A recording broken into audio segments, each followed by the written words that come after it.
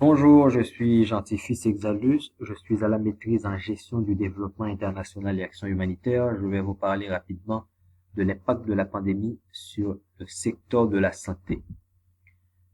La COVID-19 nous a permis d'assister à l'émergence d'un nouvel écosystème d'innovation dans le domaine de la santé qui impacte l'ensemble de la chaîne de valeur de la santé.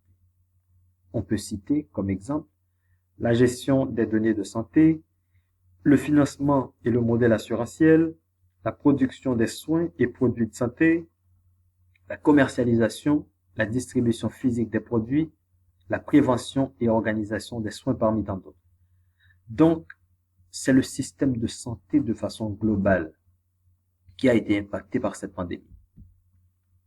Le tout a commencé par la psychose de peur engendrée par la pandémie et de nombreuses stratégies de marketing naissent à partir de cela.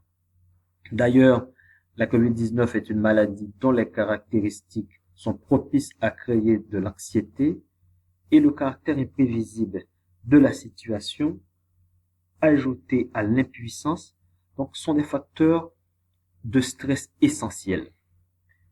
Cela a amené de nombreuses personnes à se demander pourquoi le coronavirus est-il si effrayant. Avec moi, vous pouvez lire sur l'écran plusieurs éléments de réponse qui ont été avancés. L'homme n'est pas rationnel, l'homme est terrorisé par l'inconnu, l'homme a peur de la mort.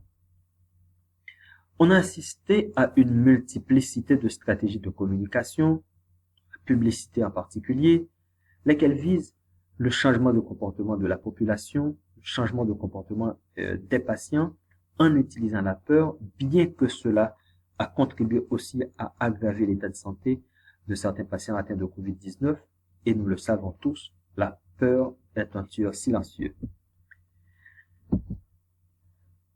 C'est dans ce ton d'idées qu'on a vu également cette compétition dans la commercialisation des différents types de masques, à savoir quel type de masque possède le degré de protection le plus élevé.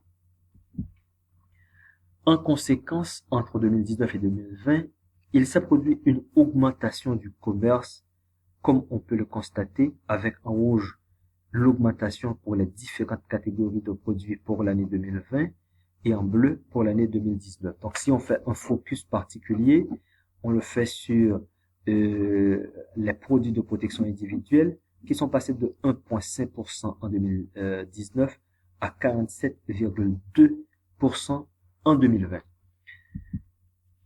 En 2020, les importations et exportations ont accusé aussi une augmentation considérable, donc de 16% par rapport à l'année précédente, alors que la valeur totale du commerce mondial de marchandises s'est contractée de 7,6% en 2020.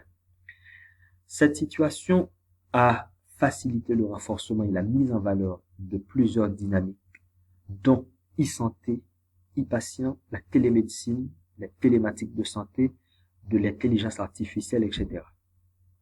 Donc, pour sa part, la télésanté est déclinée sous plusieurs formes. D'abord, l'interaction audio-vidéo avec le patient ou entre professionnels, la surveillance du patient à distance, notamment pour les patients atteints de maladies chroniques non transmissibles, dont l'hypertension artérielle, la diabète, etc. Des alertes interactives de santé publique et récupération stockage de données médicales et exploitation partagée à distance. Donc, c'était ça l'essentiel de la présentation. Je vous remercie infiniment de votre patience et à la prochaine.